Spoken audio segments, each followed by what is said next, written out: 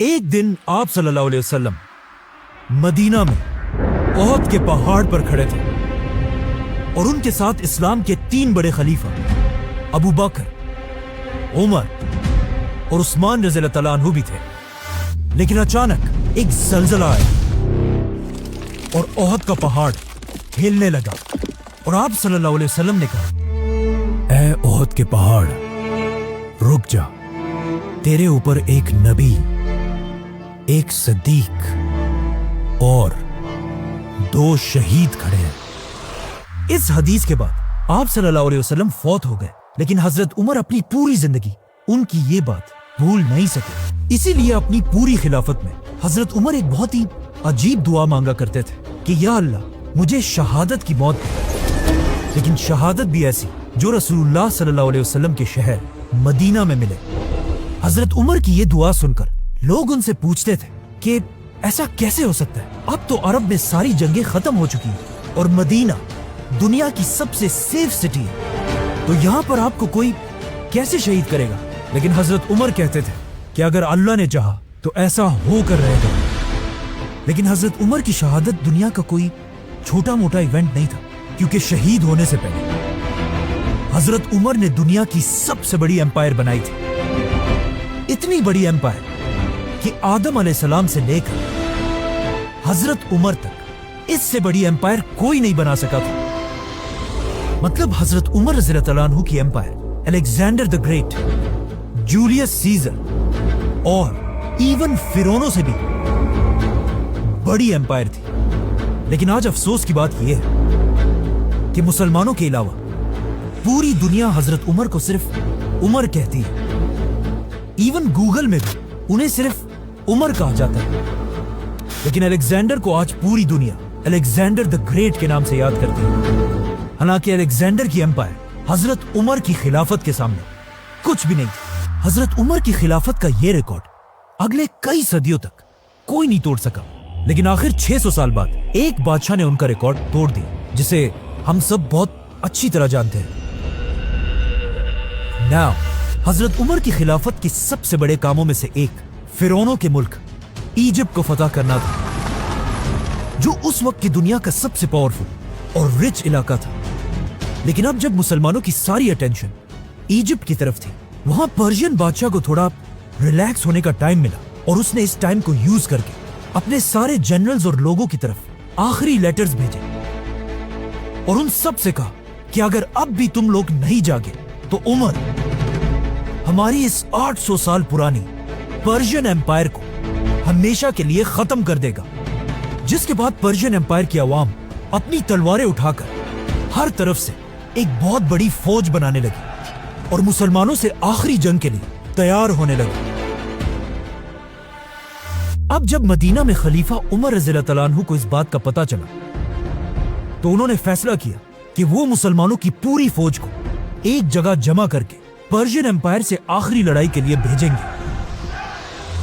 لیکن ایسا کرنے سے ان کے ایک بہت بڑے منسٹر علی رضی اللہ تعالیٰ عنہ نے انہیں روک دیا اور کہا اگر ہم مسلمانوں کی پوری فوج کو ایک جگہ جمع کریں گے تو کہیں ایسا نہ ہو کہ رومن ایمپائر دوبارہ ہم پر حملہ کر دے۔ حضرت علی کی یہ بات خلیفہ عمر رضی اللہ تعالیٰ عنہ کو بہت پسند آئی، تو حضرت عمر رضی اللہ تعالیٰ عنہ نے اپنی رائے چھوڑ کر حضرت علی کی رائے مانی اور ہر علاقے سے چھوٹی چھوٹی فوجیں جمع کر کے پرشین ایمپائر پر آخری حملہ کیا۔ اس طرح مسلمان ایک بار پھر پرشین ایمپائر کے بہت سارے قلعوں کو فتح کرنے لگے، جن میں سے ایک قلعے کی سٹوری سمجھنا بہت ہی امپورٹنٹ ہے، کیونکہ اس قلعے کے لیڈر کا نام تھا ہرمزان، جو اس وقت پرشین ایمپائر کا سب سے طاقتور جنرل تھا۔ اسی لیے ہرمزان کی سٹی کو مسلمانوں نے بہت ہی مشکلوں سے فتح کیا، لیکن یہ سٹی فتح کرتے ہرمزان مسلمانوں کی فوج سے بھاگنے لگا اور مسلمان اس کا پیچھا کرنے لگے۔ بھاگتے بھاگتے ہرمزان اپنی سٹی کے سب سے لمبی بلڈنگ پر چڑھ کر زور زور سے چیخنے لگا کہ میرے پاس 100 تیریں ہیں اور ان 100 تیروں سے میں ایک ایک مسلمان کو چن چن کے ماروں گا، لیکن میری ایک شرط ہے، اگر مسلمان مجھ سے یہ وعدہ کرے کہ وہ مجھے عمر بن خطاب کے پاس لے کر جائیں گے تو میں سرنڈر کرنے کے لیے تیار ہوں۔ تو مسلمانوں نے کہا ٹھیک ہے، اس میں کون سی بڑی بات ہے۔ تو انہوں نے ہرمزان کو پکڑا اور اسے سیدھا مدینہ میں خلیفہ کی طرف روانہ کیا۔ ہرمزان پہلی بار مدینہ میں داخل ہوا اور اس کا خیال تھا کہ خلیفہ عمر کا ایک بہت بڑا محل ہوگا اور باقی بادشاہوں کی طرح ایک بہت بڑے دربار میں بیٹھے ہوں گے، لیکن وہ یہ دیکھ کر حیران رہ گیا کہ دنیا کا اتنا بڑا بادشاہ ایک سادہ سی بلڈنگ میں زمین پر آرام فرما رہے تھے۔ کہا جاتا ہے یہ دیکھ کر ہرمزان نے پوچھا بھی کہ خلیفہ کے گارڈز کدھر ہیں؟ تو اسے بتایا گیا کہ خلیفہ عمر کو ان چیزوں کی ضرورت نہیں ہوتی۔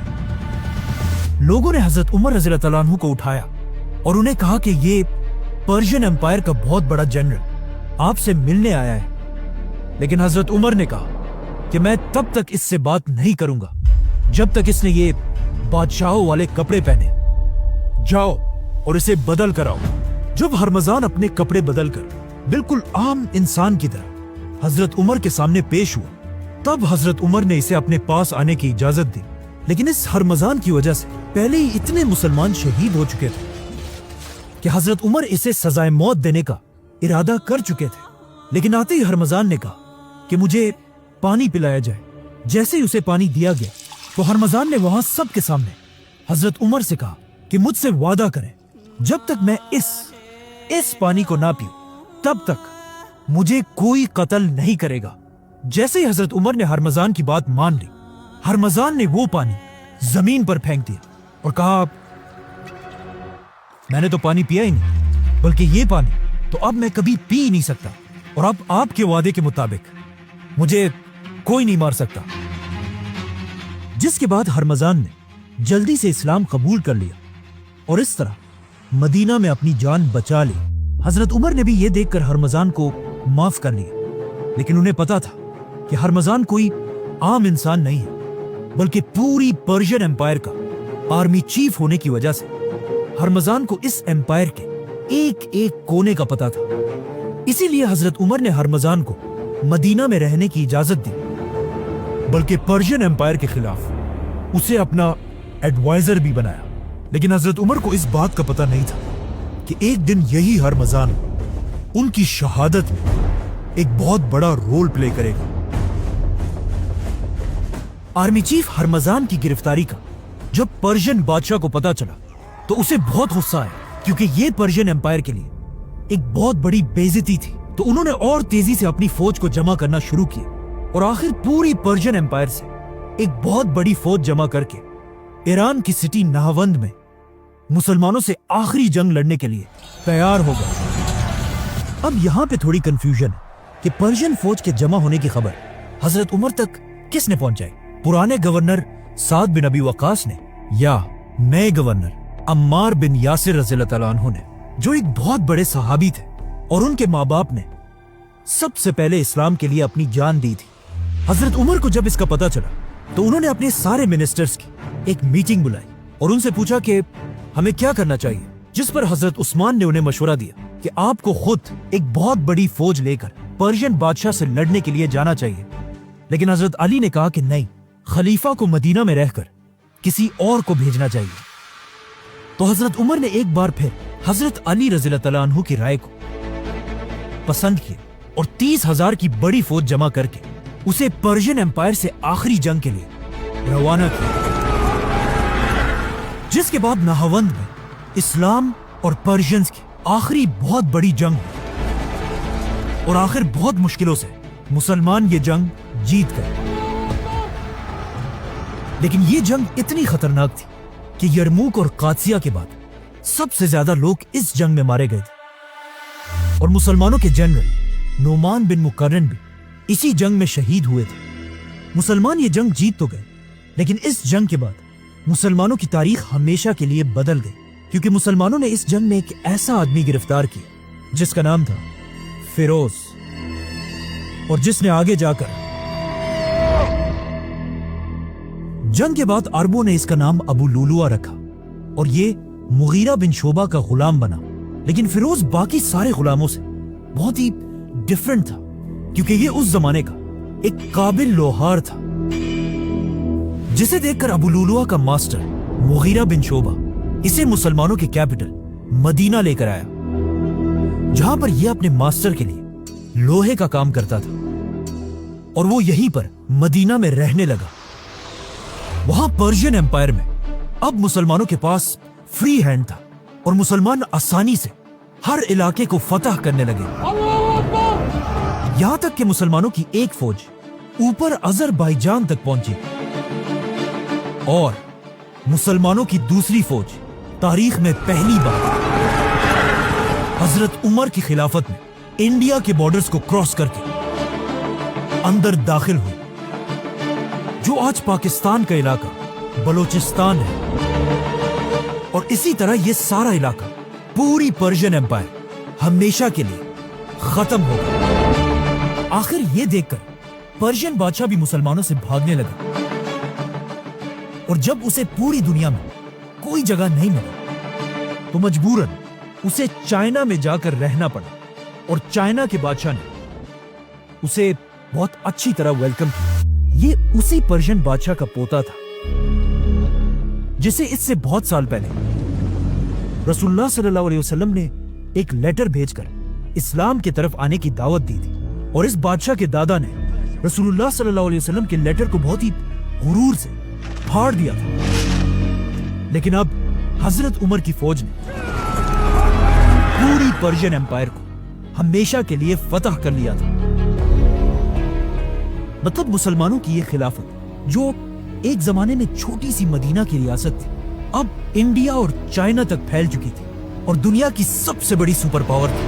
लेकिन जैसे ही मुसलमानों की फौज पाकिस्तान के बॉर्डर के करीब पहुंची, यह हजरत उमर की खिलाफत का आखिरी टाइम था, क्योंकि इसके कुछ ही दिनों बाद हजरत उमर रज़ियल्लाहु तआला अन्हु को शहीद कर दिया गया। क्योंकि मसला यह था कि इससे कुछ ही अरसा पहले जिस गुलाम को मुसलमान पकड़कर मदीना लेकर आए थे, फिरोज या अबू लुलुआ, वो मदीना में मुसलमानों के साथ तो रहता था, लेकिन वो यहां कभी भी खुश नहीं था। कहा जाता है कि जब भी वो मदीना में अपने इलाके के बच्चों को देखता था तो कहता था कि इन अरबों की वजह से आज हम तबाह हो चुके हैं। इसके अलावा वो बार बार कहता था कि काश इन अरबों की गुलामी देखने से पहले मैं नहावंद की जंग में ही मर जाता। मतलब फिरोज के दिल में मुसलमानों की इतनी नफरत थी, और इसी नफरत के साथ एक दिन फिरोज खलीफा उमर रज़ियल्लाहु तआला अन्हु के पास गया और उनसे कहा कि मेरा मास्टर मुगीरा मुझ पर बहुत जुल्म करता है। मतलब मुझे हर दिन अपनी कमाई से उसे 2 दरहम देने पड़ते हैं। 2 दरहम। हजरत उमर की खिलाफत इतनी तेजी से बढ़ी थी कि मुसलमानों के पास अब तक अपनी कोई करेंसी बनाने का टाइम ही नहीं था। तो उनकी खिलाफत में मुसलमान पर्शियन एम्पायर की बनाई हुई दरहम्स, सिल्वर कॉइन्स को यूज करते थे। तो अबू लुलु की 2 दरहम की प्राइस को अगर आज के जमाने में देखा जाए तो कुछ 1500-1600 रुपए बनते हैं। तो जब इस प्राइस का उसने हजरत उमर को बताया तो हजरत उमर ने उससे पूछा कि तुम क्या करते हो? तो उसने कहा मैं लकड़ी और लोहे का काम करता हूं। तो हजरत उमर ने उसे कहा कि तब तो ये पैसे बिल्कुल ठीक है। लेकिन ये सुनकर फिरोज को उन पर बहुत गुस्सा आया और वहां सबके सामने उसने कहा कि उमर का इंसाफ दुनिया में सबके लिए सिवाय मेरे, और वहां से चला गया। हजरत उमर ने फिरोज को तो वापस भेज दिया, लेकिन उनके दिल में अब भी ये था कि मैं जरूर इसके मास्टर मुगीरा से इसके बारे में बात करूंगा ताकि वो इस पर टैक्स कम कर दे। इस सब के कुछ ही दिनों बाद हजरत उमर ने एक दिन फिरोज को दोबारा मदीना के बाजार में देखा और उसका दिल बहलाने के लिए हजरत उमर ने उसे कहा कि ए अबू लुलु, मैंने सुना है तुम बहुत अच्छी चक्की बनाते हो, तो क्या मेरे लिए भी एक बनाओगे? लेकिन फिरोज के दिल में अब भी हजरत उमर के लिए वही गुस्सा था। तो उसने हजरत उमर से कहा कि क्यों नहीं, मैं आपके लिए एक ऐसी चक्की बनाऊंगा जिसे आज के बाद पूरी दुनिया याद रखेगी। अब ये बात उसने एक ऐसे अंदाज में कही थी कि उससे हजरत उमर को समझ आ गई कि फिरोज उसे धमकी दे रहा है। और यही बात उन्होंने बाकी सहाबा को भी बताई कि इस आदमी ने मुझे धमकी दी है। लेकिन इस्लाम का कानून यह है कि कोई भी किसी भी दूसरे शख्स को सिर्फ शक की वजह से गिरफ्तार नहीं कर सकता, चाहे वो कोई बादशाह ही क्यों ना हो। इसीलिए इस धमकी के बाद भी हजरत उमर ने फिरोज को जाने दिया। मतलब हजरत उमर पूरी एम्पायर का खलीफा होने के बाद भी अपने आप को कानून से ऊपर नहीं समझते थे। इस धमकी के बाद फिरोज यहां से चला तो गया, लेकिन उसने अपने दिल में यह फैसला कर लिया था कि अब वो हजरत उमर को जिंदा नहीं छोड़ेगा। तो सबसे पहले फिरोज ने जाकर एक बहुत ही खतरनाक और यूनिक खंजर डैगर बनाना शुरू किया। ये एक ऐसा डैगर था जिसे सेंटर से पकड़ा जाता था और उसकी दोनों साइड्स पर बहुत ही शार्प ब्लेड्स थी। और सिर्फ यही नहीं, बल्कि इस खंजर के तैयार होते ही फिरोज ने एक बहुत ही डेडली जहर बनाना शुरू किया। उस जमाने के पर्शिया में लोग जिस जहर को यूज किया करते थे वो ज्यादातर इस हेमलॉक के पौधे से बनाया जाता था, जो दिखने में तो बहुत खूबसूरत है, लेकिन इसके छोटे से जर्रे से भी इंसान अंदर से बिल्कुल जल जाता है। इसीलिए ये पौधा उस जमाने के असैसिन्स का फेवरेट पॉइजन था और कहा जाता है कि इससे बहुत साल पहले एक ग्रेट फिलोसोफर सोक्रेटिस सुकरात को भी इसी जहर से मारा गया था। फिरोज ने अपने इस यूनिक खंजर को सारी रात इस जहर के अंदर रखा और फिर अगले ही दिन फजर की नमाज से पहले जाकर मस्जिद नबवी के एक कोने में छुप गया और खलीफा उमर रज़ियल्लाहु अन्हु का इंतजार करने लगा। तो अब जैसे ही हजरत उमर ने अगले दिन फजर की अजान सुनी तो वो उठे और मस्जिद में अपनी आखिरी नमाज पढ़ने के लिए रवाना हुए। हजरत उमर के पहुंचने से पहले ही मुसलमान मस्जिद में नमाज के लिए सफों में खड़े हो चुके थे, लेकिन फिर भी हजरत उमर एक एक सफ को क्रॉस करते हुए उन्हें हुक्म दे रहे थे, मुसलमानों, अपनी सफों को सीधा करो। इस वक्त अपनी शहादत से कुछ ही देर पहले हजरत उमर की खिलाफत वेस्ट में अल्जीरिया से लेकर ईस्ट में इंडिया तक फैली हुई थी। मतलब अगर आज की दुनिया के 25 या 30 कंट्रीज को मिला लिया जाए तब जाकर वो अकेले हजरत उमर की खिलाफत बनती है। लेकिन यहां पे ये समझना लाजमी है कि इस सब के बारे में आप सल्लल्लाहु अलैहि वसल्लम पहले ही बता चुके थे। हजरत उमर की शहादत से सिर्फ 25 साल पहले, जब मक्का में आप सल्लल्लाहु अलैहि वसल्लम के थोड़े ही फॉलोअर्स थे और लोग उन पर बहुत जुल्म किया करते थे, तो इन सख्त हालात में भी आप सल्लल्लाहु अलैहि वसल्लम सबसे कहते रहते थे कि एक दिन यही मुसलमान दुनिया की दोनों सुपर पावर्स रोमन और पर्शियन एम्पायर को फतह करेंगे। और यह सुनकर मक्का के लोग हमेशा उनका बहुत मजाक उड़ाया करते थे और कहते थे कि मुसलमान हमसे अपने आप को नहीं बचा सकते, तो ये लोग सुपर पावर से क्या लड़ेंगे।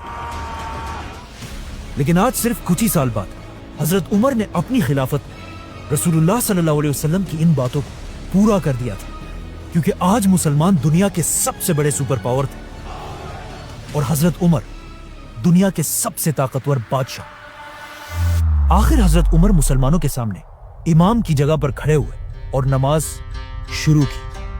अल्लाहु अकबर।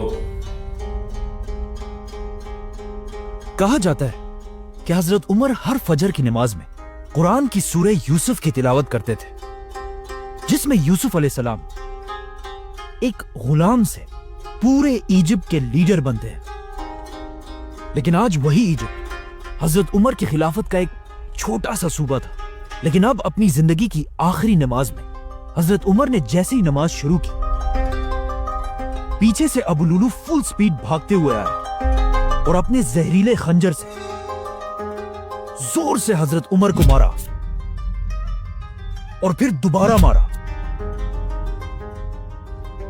और दोबारा मारा। इसी तरह अबू लुलू ने बहुत तेजी से हजरत उमर पर 6 वार किए और हजरत उमर जमीन पर गिर गए। यह देखकर पीछे खड़े मुसलमानों ने अबू लुलू को पकड़ने की कोशिश की, लेकिन फिरोज ने वहां से भागने के लिए अपने इसी खंजर से वहां 9 और लोगों को भी शहीद कर दिया। लेकिन आखिर जब मुसलमानों ने इसे पकड़ लिया तो फिरोज ने उसी खंजर से अपना ही गला काटकर खुदकशी कर ली।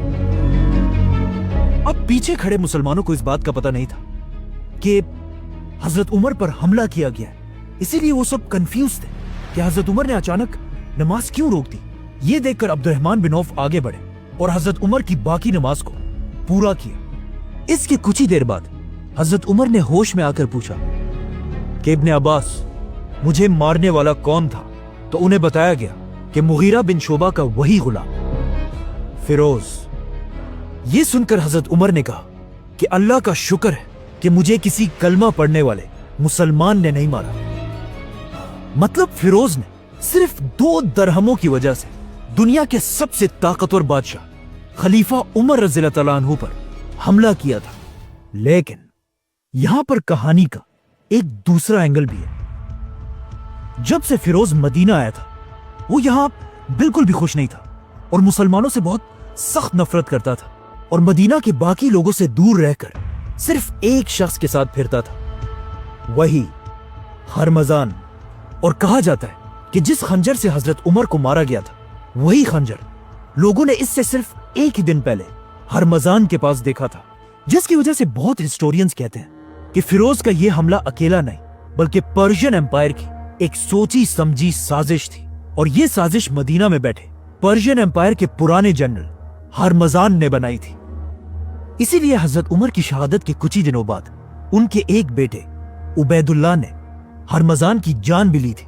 لیکن یہ ایک بہت کنٹروورشل مسئلہ ہے اور آج کسی کو نہیں پتا کہ وہاں ایگزیکٹلی کیا ہوا تھا۔ خیر، مسلمان مسجد سے حضرت عمر کو اٹھا کر ان کے گھر لے کر آئے۔ عمر رضی اللہ عنہ کے جسم پر لگے زخم اتنے گہرے تھے کہ انہیں گھر لانے کے بعد جب انہیں کھجور کا پانی اور دودھ پلایا گیا تو وہ ان کے معدے میں جانے کے بجائے ان کے زخموں سے باہر نکلنے لگا۔ یہ دیکھ کر حضرت عمر کے ڈاکٹر نے انہیں کہا کہ یا امیر المومنین، اللہ کو یاد کریں۔ مطلب اب آپ کے پاس تھوڑا ہی ٹائم بچا ہے۔ یہ سن کر حضرت عمر کے پاس بیٹھے کچھ لوگ رونے لگے تو حضرت عمر نے انہیں ڈانٹا اور کہا جس نے رونا ہے وہ یہاں سے باہر نکل جائے۔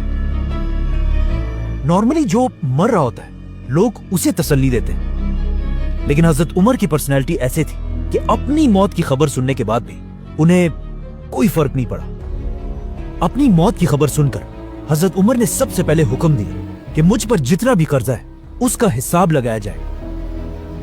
تو پتا چلا کہ حضرت عمر پر 86,000 درہمز کا قرضہ تھا۔ تو حضرت عمر نے اپنے بیٹے اور خاندان کو حکم دیا کہ میرے بعد اس قرضے کو ادا کیا جائے۔ ساتھ بیٹھے لوگوں نے کہا کہ ایسا کرنے کی کیا ضرورت ہے، یہ سارا تو وہ پیسہ ہے جو آپ نے اپنی طرف سے غریبوں اور یتیموں کو دیا ہے۔ لیکن حضرت عمر نے ایسا کرنے سے انکار کر دیا اور ان کی شہادت کے بعد جس گھر میں وہ شہید ہوئے تھے اسے بیچ کر حضرت عمر کے قرضے کو ادا کیا گیا۔ اور اس گھر کو خریدا کس نے؟ ایک بہت ہی رچ صحابی اور فیوچر خلیفہ حضرت معاویہ بن ابی سفیان۔ جب پورے مدینہ میں یہ بات پھیل گئی کہ اب ان کے بیلوڈ خلیفہ عمر رضی اللہ عنہ اس دنیا میں نہیں رہ پائیں گے تو ہر گھر سے رونے کی آوازیں آنے لگی۔ یہاں تک کہ ایک صحابی نے کہا کہ حضرت عمر کی شہادت کے دن مدینہ کے لوگ ایسے رو رہے تھے جیسے ہر گھر میں ان کا اکلوتا بیٹا مرا ہو، کیونکہ حضرت عمر نے اپنی حکومت ایک بادشاہ کی طرح نہیں بلکہ ایک باپ کی طرح کی تھی۔ اب جب حضرت عمر اپنے بستر پر اپنی زندگی کی آخری سانسیں لے رہے تھے تو انہوں نے اپنے بیٹے عبداللہ بن عمر کو بلایا اور اسے اپنی زندگی کی آخری خواہش بتائی کہ جا کر رسول اللہ صلی اللہ علیہ وسلم کی بیوی حضرت عائشہ رضی اللہ عنہا سے پوچھو کہ عمر اپنے 2 ساتھیوں کے ساتھ دفن ہونا چاہتا ہے، لیکن یاد رکھنا کہ عمر ہی کہنا، امیر المومنین مت کہنا۔ عمر رضی اللہ عنہ نے یہ اس لیے کیا کہ کہیں حضرت عائشہ اسے خلیفہ کا ایک آرڈر سمجھ کر مجبوراً مان نہ لے۔ یہ سن کر حضرت عائشہ نے کہا کہ یہ جگہ میں ہمیشہ اپنے لیے رکھنا چاہتی تھی، کیونکہ یہاں انہی کے کمرے میں ایک طرف ان کے شوہر آپ صلی اللہ علیہ وسلم اور دوسری طرف ان کے والد ابو بکر رضی اللہ عنہ تھے۔ لیکن حضرت عائشہ نے کہا کہ آج کے دن میں اپنے آپ سے بھی زیادہ آج عمر کو اس جگہ کا حقدار سمجھتی ہوں۔ حضرت عمر کو جب اس بات کا پتا چلا تو وہ بہت خوش ہوئے اور کہا یہی میری آخری خواہش تھی، اور ساتھ ہی حکم دیا کہ میرے مرنے کے بعد ایک بار دوبارہ حضرت عائشہ سے ضرور پوچھ لینا۔ اب عرب میں ایک رواج تھا کہ جب بھی کوئی بہت بڑا آدمی مرتا تھا اس کے لیے ایک بہت ہی مہنگا کفن بنایا جاتا تھا اور اس کفن پر ہر طرح کے پرفیومز لگائے جاتے تھے۔ لیکن حضرت عمر نے اپنے بیٹے کو سختی سے کہا کہ میرے مرنے کے بعد میرے لیے صرف ایک عام سا کفن لینا اور اس پر کسی قسم کا پرفیوم نہیں لگانا. اور پھر اپنے آخری ٹائم پر حضرت عمر نے اپنے بیٹے سے کہا کہ میرا سر اب تکیے سے ہٹا کر زمین پر رکھ دو, ہو سکتا ہے اللہ کو مجھ پر رحم آ جائے. اور اس طرح 10 سال اور 6 مہینے تک مسلمانوں کے خلیفہ رہنے کے بعد حضرت عمر اس دنیا سے چلے گئے. اور اس طرح اسلام کے دوسرے خلیفہ کو رسول اللہ صلی اللہ علیہ وسلم اور ابو بکر رضی اللہ تعالیٰ عنہ کے پاس مدینہ میں دفنا دیا گیا.